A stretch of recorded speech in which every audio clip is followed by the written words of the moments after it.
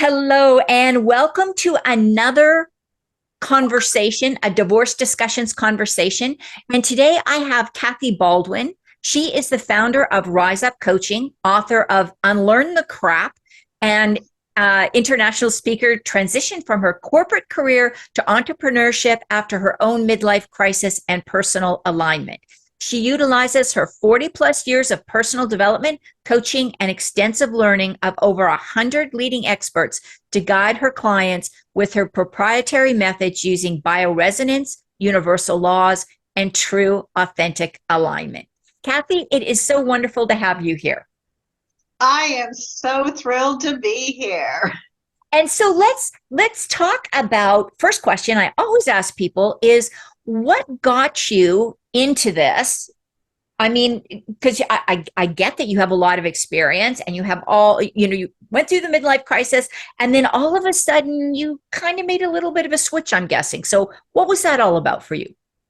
Well, you can know a lot of things, and I was one of those people that thought I knew enough that I was immune to a personal breakdown. I wasn't. Everything I knew, I was giving away to everybody, and I wasn't taking care of myself. And so when I had my own breakdown and I was thinking, how did this happen to me? I realized, okay, you need to get into your own alignment and start coaching yourself. Yeah. And isn't that so true, though, of women, particularly women? I mean, I'm sure there's men that have this too, but I hear this from women a lot that they were just giving and giving and giving. And, and there wasn't even a moment of time off or relaxation. What do you think is behind that? With your expertise and your understanding of this, what do you think drives that? Well, in my book, Unlearn the Crap, I do talk about all sorts of social conditioning, especially for women, that we're supposed to know it all, we're supposed to do it all. I came through the ranks at the time that women were starting to go into corporate world. You know, we were finally starting to get our own credit cards, things like that. And the roles were not clear. And so we were still trying to be like the old fashioned mom and grandma, but yet we were also trying to be the corporate person, and we were just torn into pieces. Yeah. And it's so amazing when you say that, because I can remember my first job was well, I had a lot of first jobs, but my first real career was in the meatpacking industry in Canada. And I was the only woman working at a manager's level. And I'm like you, I can remember when my mom couldn't have gone to well, not necessarily my mom, but a lot of people couldn't have gone to the bank and got a loan as a woman if you were married. And if you were single, sometimes you had to have your dad's approval or another male in your family. So we haven't come that far. No, no. And so that whole role reversal, I think it's done a lot of social damage. But then we add into it the fact that we know about neuroplasticity. We know how the brain works. We know how all these things work. And marketers are using it against us. Yeah. They're using it to manipulate us to buy their products. And that is my message, is we need to be more educated about how our bodies and our minds are working so that we are not a victim. We are in power of what affects us. And isn't that so true? There's millions, billions of dollars that go into those freaking Super Bowl ads. And they are so, I mean, there isn't one thing in those ads that isn't carefully selected just to trigger a certain response in a certain demographic. Absolutely. They know how our hormones work. They know how to get the dopamine hits. They know how to pull the strings on us. And nobody taught us how to know our own body signals, how to know our stress responses, how to know any of those things. So we were just feeling like we were whipped around by the winds. And yet those that had billions, like you said, could manipulate us like little marionettes. Right. So what do you think? Because obviously the more stress you're under, and so a lot of the listeners here are going to be either contemplating divorce, in divorce, or recently out of the divorce process. So that's a pretty high stress time of life. So how does this all impact people, I'm going to talk about women in particular that are already going or in a stressful situation. How does all of this stuff relate to them and their experience? Well, for me, when I was married and got divorced, I thought married meant forever. And it was a really tough transition for me to accept the fact that I had failed. Yes. And I had stayed too long in the way of trying to make it work. And the damage it did to me and my stress and my health and everything else by trying to force old standards into a situation that wasn't working for him, wasn't working for me. We're always going to go through these times of transitions, whether it's midlife, divorce, job change, economics, COVID. I mean, we go through these changes, and this is a perfect time to sit down and evaluate. Am I aligned with who I truly am? Am I living my life for me? Am I feeling centered and grounded? And am I facing in the direction I want to go? Or did I just get evolved into this place? Yeah. So can you talk a little bit more about that ability to choose where you want to go and how you want to be present in the world? Because I'm guessing that's really the essence of what you help people with. Yes, absolutely. I've got a program called Drive Your Destiny, and it's based on the fact that we were taught to drive a car. We were taught how to use GPS and the road rules, but we were thrown out into the world in a body we didn't know how to operate. We didn't know how all the signals worked. We did not know the rules of the road, so, we could fall off of a cliff. And we didn't understand that our hormones, our feelings, our thoughts, our everything is a wired response that is feeding us information. And so one of the things that is key in my program and was key to my healing was realizing that I knew how to build a business, mission statement, values, all of that. But nobody told me I could do this for myself. Was I creating my own beliefs, my own value system? And I had to look at it and think there were so many values that I was adhering to that weren't mine, Yeah. that were passed down from generations. And it was making me ill. So when I realized, well, if we can build an identity of a company, why can't I choose who I am? And that was pivotal, really pivotal in discovering who I truly was. And then everything just kind of fell into place. The That's stress such a was gone. powerful, yeah, that's such a powerful and positive story. So, well, what I see though is a lot of women, and I'm going to say maybe for myself, even I was a little like this. It's hard to step out of the comfort zone. I may not be totally happy with what I'm doing, but hey, I know what I'm doing. You know what I mean? So, how do you get the courage, or how do you help your clients to get that courage? Because it does take, because sometimes your family doesn't want you to change, your friends don't want you to change. They want you to they want everything to stay the same. Because I think a lot of times, if a woman suddenly steps out and starts doing something different, it's like there's this little kind of jealousy thing that starts coming in. Like other women look and go, "What's wrong? Who does she think she is?" They really would like to do that, but they're not able to, or they don't know how. Or so, how do you get that courage to do that? For me, it's knowledge and understanding. Our brains are wired to keep us alive. That's it.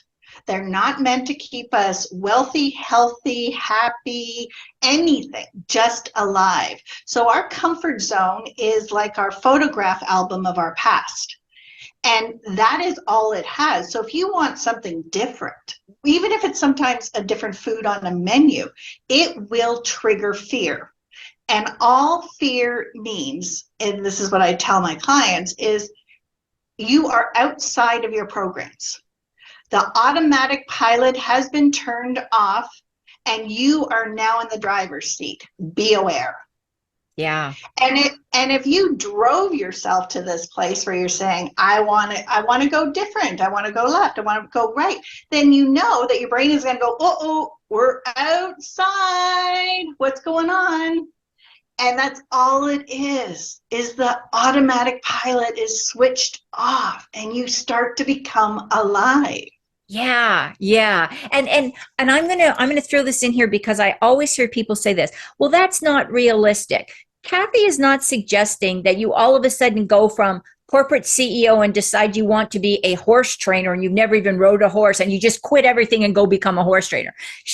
You're talking, tell us what you mean when people say that to you, like, well, I can't do it, or that's not feasible to me. What's the argument that you give them? That's true. Because we choose. When you know the universal laws, it does not matter what your brain says, then you are right. Because our brains will tell us everything that we need to prove that the brain is right. So if you are saying, I can't, I don't, it's not me, whatever, okay, your brain will prove you're right. But are you happy? Are you getting what you want? And the main question I ask people is, are you empowered or are you disempowered? Whatever that thought or belief is it serving you or is it not? And if it's not serving you, why are you holding on to it? Yeah. I just want to say one thing about why it's so important. My mother was that amazing corporate woman. She had it all, the house, the cars, the vacations, the corporate titles, everything. She died in early death and she said, Kathy, you don't understand. I could have been somebody. If you are living a life that is not who you are, those are words that I never want anybody to say. Yeah. And first of all, I'm sorry. I'm sorry for the loss of your mom. I also lost my mom when I was in my 20s. And you know, I think there's a sense of breaking out, almost like, I hate to use that cocoon and the butterfly because I think that's a little overused, but there really is that sense when you find what makes you happy, Mm-hmm. all of a sudden, you know, having the latest cell phone make and model, or having the latest car with every possible technology, or having the biggest house, I don't know, that just doesn't seem to be as big of an issue, because you're more satisfied. I find you're more satisfied in other ways. What are your thoughts on something like that? I think just the way our body talks to us so we can understand, one of the ways our body talks to us is in the language we understand. So if we want a car, if we want a cell phone, if we want a mansion, whatever, our dreams are telling us go in this direction because you will get what you want. It's not the thing. It's the direction. It's who you become. It's the experiences you have. It is the stretching out that says there's a whole other life out here. Yeah. So, Kathy, when can you start? Because I'm thinking of some clients that I work with, and I'm thinking of the arguments that they give me sometime in coaching sessions. So I hear a lot of times, well, I have some goals, but right now I'm going through this crisis in my life, whatever it may be. I just need to get through the crisis and then I'll start focusing on my goals. What do you say about delaying becoming who you want to be because you're in a kind of a rough patch in your life? What do you think about that?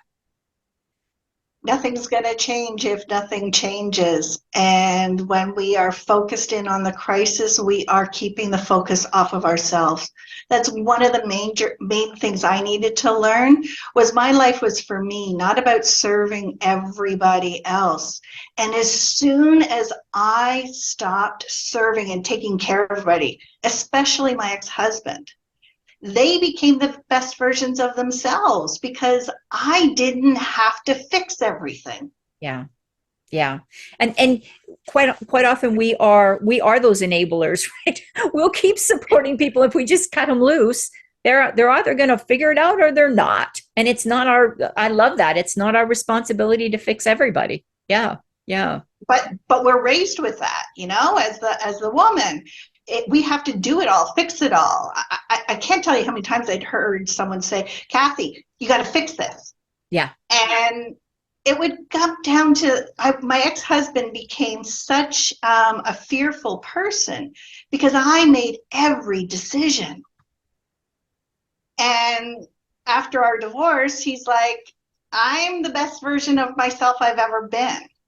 Yeah. Yeah. So how do people, what are the symptoms or signals or signs that people, that women may find them, may, after hearing this, may be thinking, I need to talk to Kathy about this. What do most of your people come to you with? Like, what are their complaints or their issues they're experiencing? I find stress and burnout are the exact opposite of us being in alignment. And that's what it was for me. I mean, I had fibromyalgia, adrenal fatigue, osteoarthritis. I mean, my body was falling apart and I kept soldiering on, every morning. It didn't matter how exhausted I was. So when we start to get to the point where we cannot ignore our body, your body is either going to take you down and you will have no choice, or you can do it ahead of time and start to steer your own ship. Yeah. Yeah. And what, there's that book, The Body Keeps the Score. I can't remember the name of the author, but I remember reading it a long time ago. It's really powerful. So I really think that message is key. If you're under stress and burnout, something's not in alignment in your life. And you need to talk to Absolutely. Kathy. Kathy, what do you think what do you think of the things? Because you have shared a lot of wisdom and information. And I think this is really critical for women to hear over and over and over again. So what do you think is the most important thing we talked about here today? The most important thing, I believe, is that we are more powerful than we've ever been told, and it is time to stop listening to the outside and start listening inside. What a powerful message. Absolutely. Absolutely. Kathy, if people do want to reach out and find out more about what you do or maybe work with you, what's the best way to find out that information? Well, I've got my book, Unlearn the Crap, and that website is unlearnthecrap.com. My website is RiseUpCoaching.io. And if you want to directly contact me, Kathy at RiseUpCoaching.io. I am here for people directly. I'm not just a face. Yeah, that comes through loud and clear. So, Kathy, I'm going to get your book and I'm going to read it. So I'm going to encourage everybody else to get it get it off your website. Is that the best place to grab your book? Amazon. Amazon? Okay. Yep. Wonderful. Thank you, Kathy, so much. And, you've been a wonderful wealth of information. Thank you so much. Thank you for having me.